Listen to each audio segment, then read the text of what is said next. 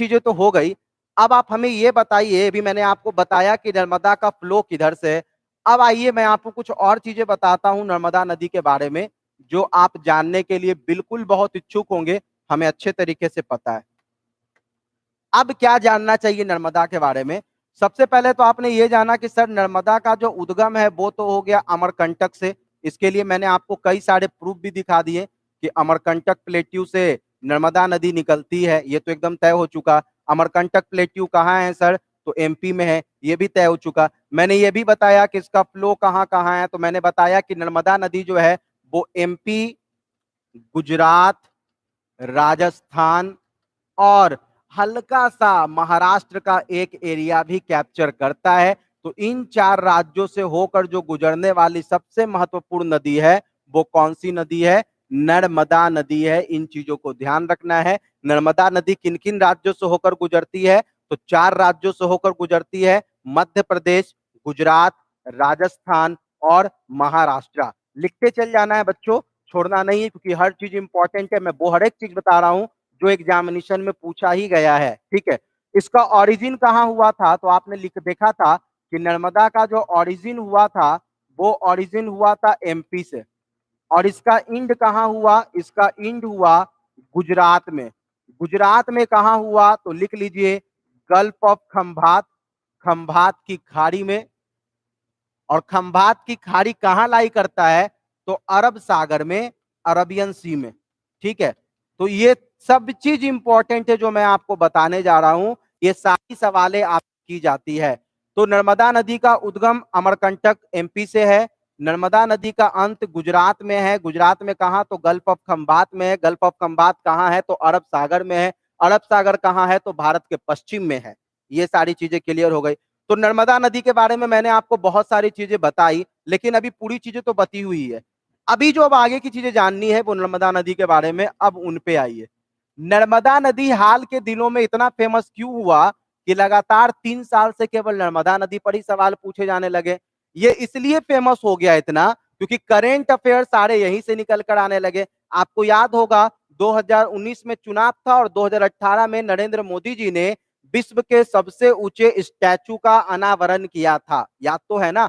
इसी स्टैचू के बाद से जब सवाल आना चालू हुआ 2018 के बाद से, तो आज तक एग्जामिनेशन 2021 तक तो सवाल यहीं से निकलते हैं। आप सभी को पता है मित्रों कि 2018 में नर्मदा नदी के तट पर नरेंद्र मोदी जी ने विश्व की सबसे ऊंची स्टैचू, अगर नहीं जानते हैं तो लिख दीजिए, विश्व की सबसे ऊंची प्रतिमा कौन है? जल्दी बताइए कि विश्व की सबसे ऊंची प्रतिमा स्टैचू कौन है? जल्दी बताओ। इसका तो नाम ही रख दिया गया है statue of unity, statue of unity. अब ये स्टैचू ऑफ यूनिटी है क्या? बेसिकली अगर बात किया जाए स्टैचू ऑफ यूनिटी का, तो स्टैचू ऑफ यूनिटी जो है वो सरदार वल्लभ भाई पटेल के लिए बनाया गया है। सरदार वल्लभ भाई पटेल। अब ये पटेल साहब को डेवोटी है, इनको समर्पित है। आखिर यूनिटी क्यों कहा गया? यूनिटी इसलिए कहा गया क्योंकि इन्होंने भारत के 563 प्रोविंसेस को, इन्होंने भारत के 563 प्रोविंसेस में से 559 प्रोविंसेस को एक किया, और जो 4 प्रोविंसेस बच गए, देखो ये इतिहास भी आ गया, सवाल ऐसे ऐसे ही पूछता है कि जवाहर इन्होंने कितने को एक किया, जवाहरलाल नेहरू ने कितने को एक किया? 563 में 559 को एक किया जिस बंदे ने, उसका नाम है सरदार वल्लभ भाई पटेल, जिसके नाम पर बना है स्टैचू ऑफ यूनिटी। और इसमें से जो बचा 4, उसमें से 4 में गया था काम जवाहरलाल नेहरू के पास, और उसमें से 3 तो अभी अपने पास है। एक पर विवाद थोड़ा सा चल रहा है क्योंकि वहां पर पीओके का इलाका बन जाता है। लेकिन जिस इलाके को पटेल साहब ने अपने कब्जे में लिया, जिसको उन्होंने कहा कि मैं इसे डेवलप करूंगा, मैं इसे स्टेबल करूंगा, वो आज बिल्कुल सही तरीके से काम कर रहा है। बट यहां पर जेएल नेहरू के द्वारा एक पोर्शन जो थोड़ा विवादित हो गया है वो बन चुका है पीओके, जिस पर लगातार काम हो रहा है। भारत सरकार जल्द इस मुद्दे को भी सुलझा लेगी, ऐसा हमारा मानना है। चलिए, तो ये तो बात हुई कि नर्मदा नदी के तट पर कौन सा सबसे ऊंचा स्टैचू बना है। अब थोड़ा इस स्टैचू के बारे में जान लो, क्योंकि इस स्टैचू से भी लगातार सवाल पूछे जा रहे हैं और मैं नहीं चाहता कि आपका एक भी सवाल छूट जाए इस स्टैचू ऑफ यूनिटी से भी, क्योंकि यहां से भी एक सवाल एकदम जायज है कि बनना चाहिए और बने ही तो अच्छा है, क्योंकि ये सवाल का बनना बहुत जरूरी है। अगर नहीं बनेगा तो फिर कैसे काम चलेगा। ठीक है, देखिए, this is statue of unity. I hope कि ये सबसे बेस्ट है। Let take it.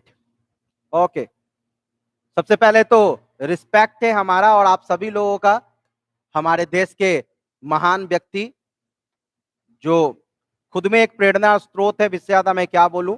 आज भी लाखों लोगों के लिए प्रेरणा स्रोत है सरदार वल्लभ भाई पटेल, क्योंकि जो लोग आज भी आईपीएस की एग्जामिनेशन देते हैं और आईपीएस की ट्रेनिंग करने के लिए जाते हैं, उनको जो ट्रेनिंग स्थल दिया जाता है उस ट्रेनिंग स्थल का नाम ही है, उस ट्रेनिंग स्थल मतलब जहां पर आईपीएस की ट्रेनिंग होती है उसका नाम ही रखा गया है इनके नाम पर, सरदार वल्लभ भाई पटेल। बहुत अच्छा बाबू, बहुत अच्छा। चलो अब समझो, ये जो आप स्टैचू देख रहे हो इसके बारे में कहा जा रहा है कि it is the world tallest in the world. What is the height? 182 metre. अगर एक्चुअल डेटा देखा जाए तो इसकी ऊंचाई है 182.5 मीटर, और इस हिसाब से कई जगह इसे 183 मीटर भी लिख दिया जाता है। आपने थोड़ा बहुत मैथ में रेशनल नंबर को किया होगा तो वहां से ये चीजें निकल कर आती है कि अगर पॉइंट आ जाए तो 183 मानो। लेकिन यहां इसको 182 क्यों लिया गया? सबसे पहला सवाल तो यही है कि आखिर इसकी ऊंचाई कितनी है। तो याद रखना है कि जो सरदार वल्लभ भाई पटेल की जो विश्व की सबसे ऊंची स्टैचू लगाई गई है वो किस नदी पर लगाई गई है? तो देख लो, ये नर्मदा नदी है।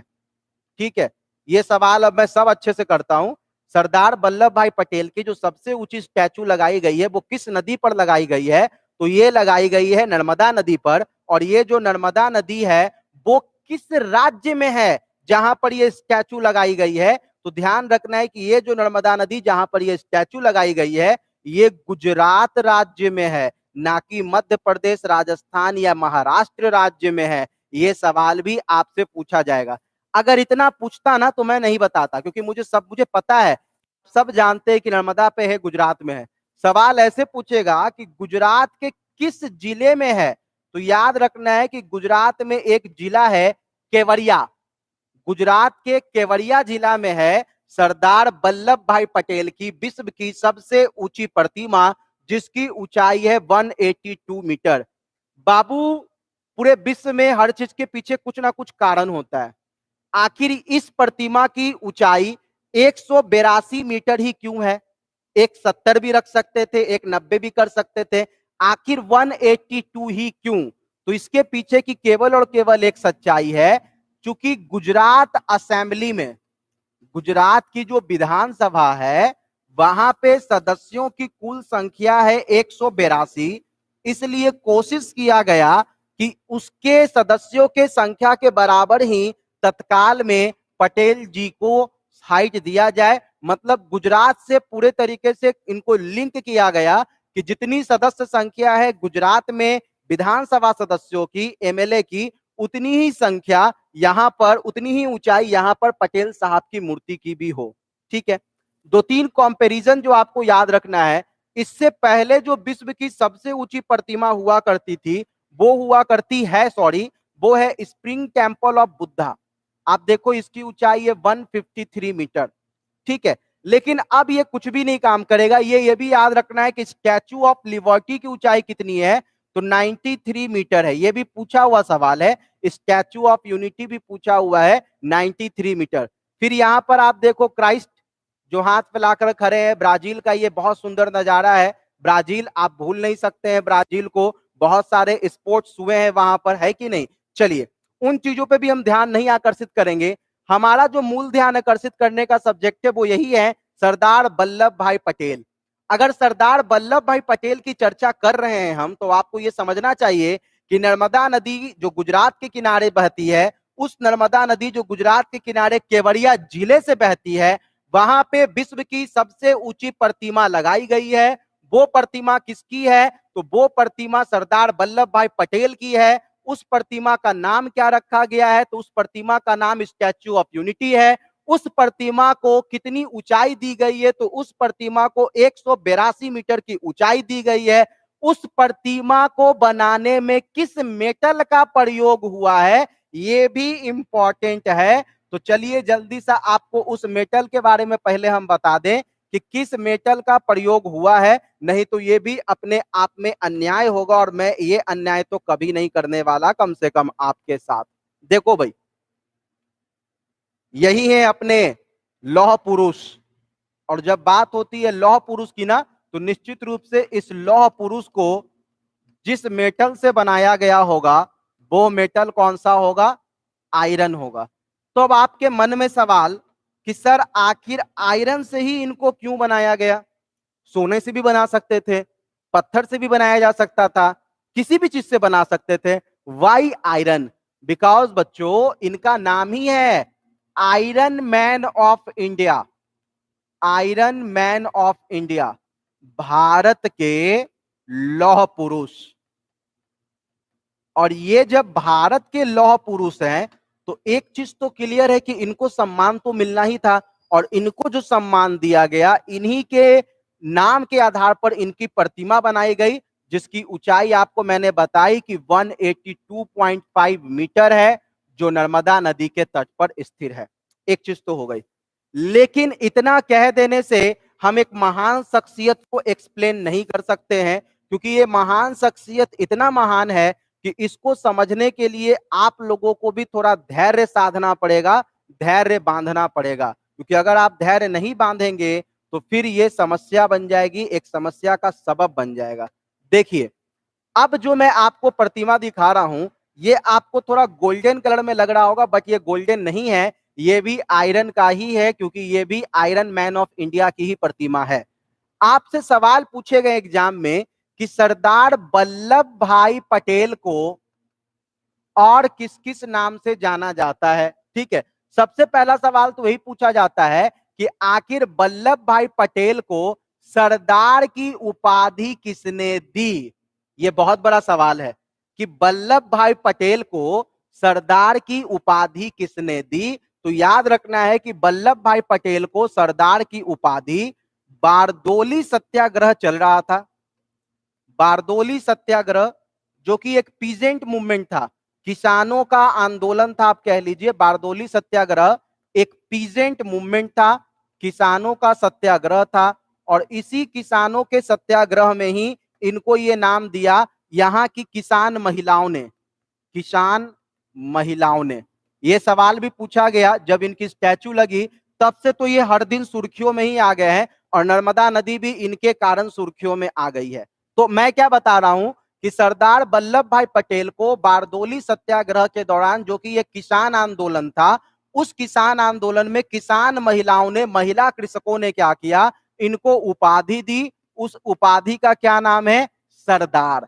तो एक चीज आपको यह भी समझ में आ गया कि सरदार वल्लभ भाई पटेल को सरदार की उपाधि किसने दी? तो सरदार वल्लभ भाई पटेल को सरदार की उपाधि बारदोली सत्याग्रह में वहां की कृषक महिलाओं ने दी।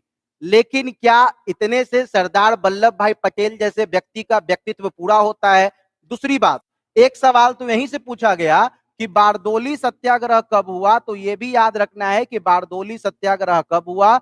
1929 में हुआ। यह भी आपसे एग्जामिनेशन में पूछा गया ही सवाल है।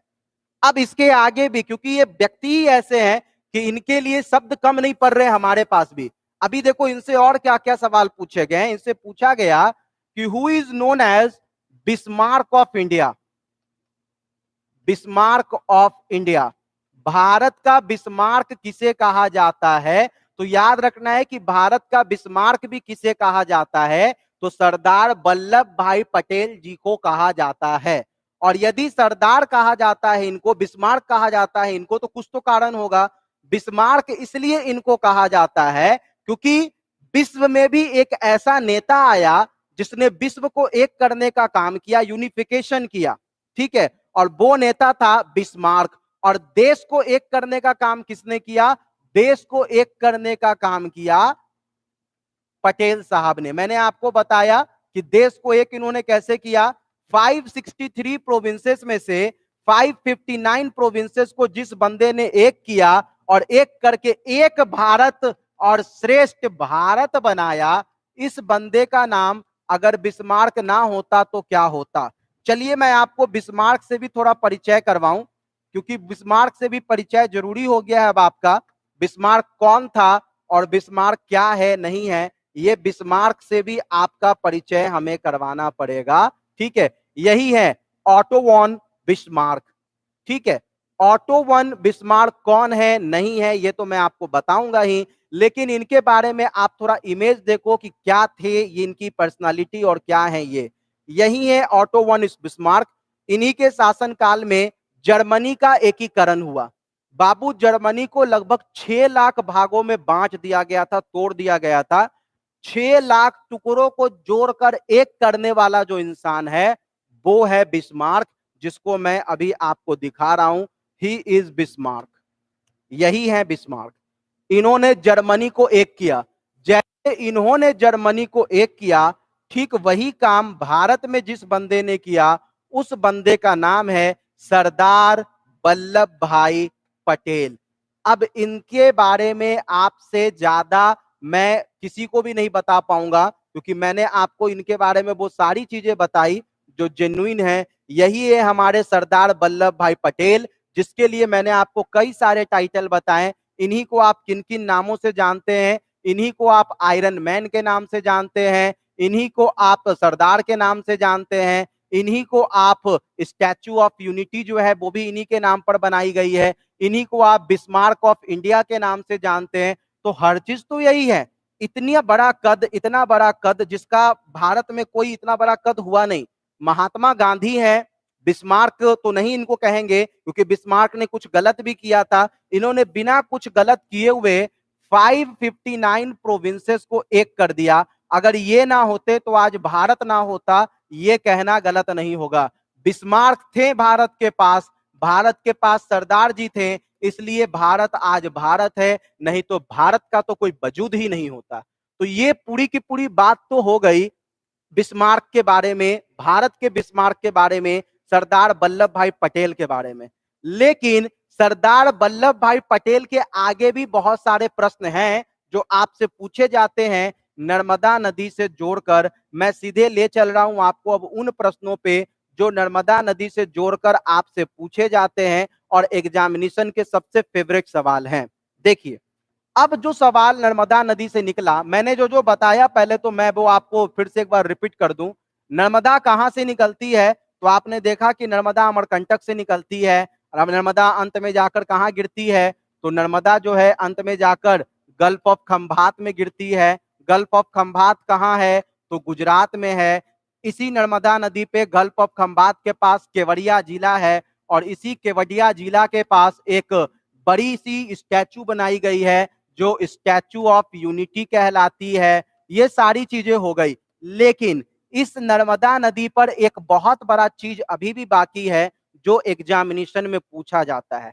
वो क्या है? नर्मदा नदी पे जो सबसे इंपॉर्टेंट चीज है वो ये है कि नर्मदा नदी पर एक बहुत बड़ा डैम बनाया गया है। उस डैम से भी आपसे सवाल पूछे जाते हैं कि बताइए इस डैम का क्या वजूद है और इस डैम का क्या लेना देना है। नर्मदा नदी पर बाबू याद रखोगे, ये भारत की पहली तो नहीं, क्योंकि भारत की जो सबसे ऊंची डैम है वो टिहरी डैम है। ठीक है, उसको भी मैं आपको दिखाऊंगा। भारत की जो सबसे ऊंची डैम है वो टिहरी डैम है जो उत्तराखंड में है। लेकिन नर्मदा नदी पर बना हुआ नर्मदा बांध भी कम ऊंचा नहीं है, इसकी भी ऊंचाई बहुत ज्यादा है। तो चलिए बात करते हैं नर्मदा नदी पर बने हुए डैम की। तो चलिए लिखिए नर्मदा बांध। इससे भी सवाल लगातार पूछे गए। नर्मदा बांध, देखिए नर्मदा बांध से रिलेटेड जो सबसे इंपॉर्टेंट चीज है कि नर्मदा बांध जो है ना, इसका उद्घाटन कि ये बांध बने जवाहरलाल नेहरू ने, लेकिन ये बांध बनकर तैयार हुआ नरेंद्र मोदी जी के काल में। मतलब इस बांध को बनने में 60 वर्ष से भी अधिक के समय लग गए। तो क्यों लगे, अब आपके मन में ये सवाल आएगा। तो सबसे पहले मैं आपको ले चलता हूं नर्मदा के उस बांध के ऊपर, जिससे आप चीजों को बेहतर समझ पाएंगे। क्योंकि समझाने के लिए जब हमारे पास सब चीज है तो मैं क्यों आपको कम बताऊं, मैं तो आपको हर चीज बताऊंगा जो आपके लिए इंपॉर्टेंट है। देखो यही है नर्मदा डैम, जिस डैम की मैं चर्चा कर रहा हूं, यही है वो नर्मदा डैम। इस डैम का उद्घाटन प्रधानमंत्री नरेंद्र मोदी जी के द्वारा किया गया। ये डैम इतना स्पेशल है कि मैं आपको इसको इतने अच्छे से पढ़ाऊंगा कि आपके एग्जामिनेशन में क्वेश्चन ना छूटे। क्यों? तो समझिए, अगर इतना बड़ा डैम बनाना है तो निश्चित रूप से बहुत बड़ा जगह चाहिए होगा। एकदम आराम से चीजों को समझो, मैं बहुत आराम से आपको पढ़ा रहा हूं। अगर इतना बड़ा डैम बनाना है बाबू, तो निश्चित रूप से डैम बनाने के लिए बहुत बड़ा जगह चाहिए होगा। और आपको पता है कि किसी भी सभ्यता का जो विकास होता है, किसी भी सभ्यता का जो विकास होता है वो कहां होता है? नदियों के किनारे होता है। आप लोगों ने तो सिंधु घाटी सभ्यता पढ़ा ही है। सिंधु घाटी सभ्यता में मूलतः हुआ क्या था? सिंधु घाटी सभ्यता को नदी घाटी सभ्यता भी कहते हैं। क्यों? क्योंकि नदियों के किनारे ही सबसे पहले इंसान बसना चालू करता है। नदियों के किनारे ही उसे पानी भी मिलता है, खाना भी मिलता है और जीने का संसाधन भी मिलता है। तो नदियों के किनारे जब इतने सारे लोग बस गए, तो क्या इस नदी मतलब नर्मदा नदी पर जब डैम बनाना होगा तो लोग इसका विरोध नहीं करेंगे क्या? लोग बिल्कुल विरोध करेंगे। और जब नर्मदा पर बांध बनने की बारी आई तो लोगों ने जमकर इसका विरोध किया। और इसीलिए नर्मदा नदी पर बने हुए बांध को 60 साल से अधिक का समय लगा। और इस विरोध में आग जिसने चिंगारी लगाई, उस पर्यावरणविद का भी नाम याद रखना है कि इस पर्यावरणविद का क्या नाम है। तो याद रखना है कि वो पर्यावरणविद, वो पर्यावरण की ज्ञाता जिन्होंने नर्मदा डैम को बोला हम नहीं बनने देंगे, इन्होंने एक आंदोलन ही चला दिया, नर्मदा बचाओ आंदोलन। तो सवाल डायरेक्ट इनसे पूछा जाता है कि नर्मदा बचाओ आंदोलन किसकी देन है? तो याद रखना है बाबू कि नर्मदा बचाओ आंदोलन जो है वो मेधा पाटेकर की देन है। मेधा पाटेकर, मेधा पाटेकर वैसे तो नाना पाटेकर की बहन भी नहीं है, लेकिन इन्होंने जो बोल्डली काम किया है वो बहुत बड़ा उपलक्ष्य है, बहुत बड़ी बात है। क्योंकि मेधा पाटेकर जैसे लोगों की ही देश में केवल और केवल जरूरत है। और मेधा पाटेकर ने इसका जमकर विरोध किया। खैर अंततः नरेंद्र मोदी जी की सरकार जब आई, उन्होंने यहां से लोगों को बोला कि आप यहां रहते थे ना, मैं यहां की जमीन आपको यहां दे देता हूं, आप यहां जाके रह लो। क्योंकि अगर बांध नहीं बना तो बहुत नुकसान होगा किसानों को भी, और कभी अगर बाढ़ आ गया तो सबको नुकसान होगा। अंततः ये बातें मान ली गई। आज नर्मदा नदी पर बन चुका है एक बहुत ऊंचा सा बांध, लेकिन टेहरी डैम के बाद जो उत्तराखंड में है। ठीक है, इतना तो एक छोटा मोटा बात हो गया। नर्मदा बचाओ आंदोलन मेधा पाटेकर ने भी जमकर इसे चलाया। अब इसके बाद जो इस बांध से निकल कर आती है बात, वो समझिए। इसी बांध के नियर बाई इलाके में बहुत सारा जगह बच गया। तो जब जगह बच गया तो नरेंद्र मोदी जी ने बोला यहां पर जूलॉजिकल पार्क लगा दो। और अभी इसी केवड़िया जिले में एक जूलॉजिकल पार्क का हाल फिलहाल में उद्घाटन किया गया था, जिसमें नरेंद्र मोदी जी गए हुए थे। मैं आपको वो पिक्चर भी दिखा देता हूं जो अभी हाल फिलहाल में नर्मदा के आसपास लगाया गया है। नर्मदा जूलॉजिकल पार्क देखिए, अभी हाल फिलहाल में यहां पर एक टाइगर सफारी, जिसको आप सफारी जंगल सफारी पार्क बोलते हो, उसे लगाया गया है। मैं चलिए आपको सीधा जंगल सफारी पार्क में लेकर चलता हूं। यही है वो जंगल सफारी पार्क जिसकी मैं बात कर रहा हूं। यही है वो जंगल सफारी पार्क। देखिए नरेंद्र मोदी जी भी आपको इसमें दिखेंगे। यही है जंगल सफारी पार्क जो कि बनाया गया है रिसेंटली। और इससे भी सवाल पूछा गया कि जंगल सफारी पार्क भारत के किस राज्य में है, इनको भी आपको समझना पड़ेगा। जी हाँ, ये बहुत बड़ा बॉटनिकल गार्डन बनाया गया है नरेंद्र मोदी जी के सरकार के शासनकाल में। तो देखो नर्मदा नदी से मैंने अभी से कितने सवाल आपको करवा दिए, अभी भी नर्मदा खत्म नहीं हुआ है। लेकिन अगर अब नर्मदा को खत्म नहीं करेंगे तो पता चलेगा कि आज का पूरा सेशन नर्मदा नदी पर चला गया। अब हम नर्मदा नदी को यहीं पर रोकते हैं और आपसे 5 सवाल हमें पूछना है बस।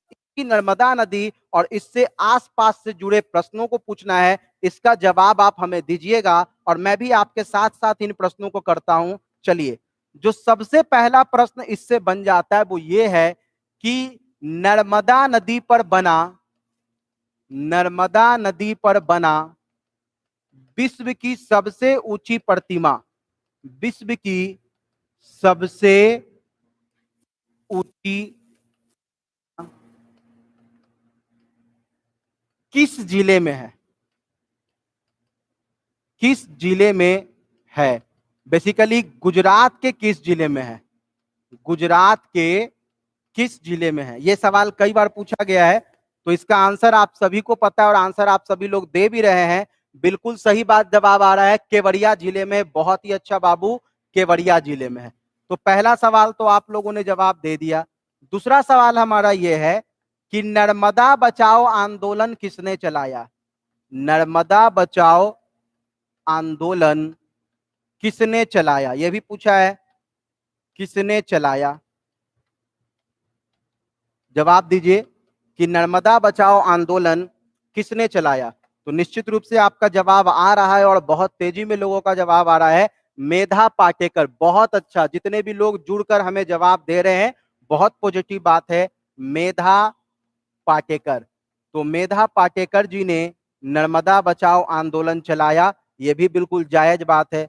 तीसरी बात कि सरदार वल्लभ भाई पटेल को सरदार की उपाधि किसने दी? सरदार की उपाधि किसने दी? जल्दी जवाब दीजिए कि इन्हें सरदार की उपाधि किसने दी। ये बहुत ही इंपॉर्टेंट प्रश्न है। तो जवाब आना भी चालू हो गया है। बारदोली की महिला किसानों ने, बारदोली की महिला किसानों ने। एक और प्रश्न है आपसे, जल्दी बताइए कि नर्मदा नदी कहां जाकर गिरती है? यह भी बहुत महत्वपूर्ण प्रश्न है दोस्तों। नर्मदा नदी कहां जाकर गिरती है? तो ध्यान रखना है कि नर्मदा नदी जो है वो कहां पर गिरती है। तो नर्मदा नदी जो है वो, जल्दी बताओ कहां पर गिरती है। मैं देख लेता हूं आप लोग के भी रिप्लाई को। बहुत सारे बच्चे जवाब दे रहे हैं, बहुत सारे बच्चे जवाब दे रहे हैं। नर्मदा नदी कहां गिरती है? गल्फ ऑफ खंभात में गिरती है, खंभात की खाड़ी में गिरती है। बहुत अच्छा जवाब आप लोग दे रहे हैं कि नर्मदा नदी खंभात की खाड़ी में गिरती है। और एकमात्र आखिरी सवाल आपसे जो मैं पूछने जा रहा हूं, उस सवाल का अगर आप जवाब दे देते हैं तो मैं मान लूंगा कि मैंने जो पढ़ाया बस आपने उतना नहीं पढ़ा है, उससे आगे भी पढ़ा है।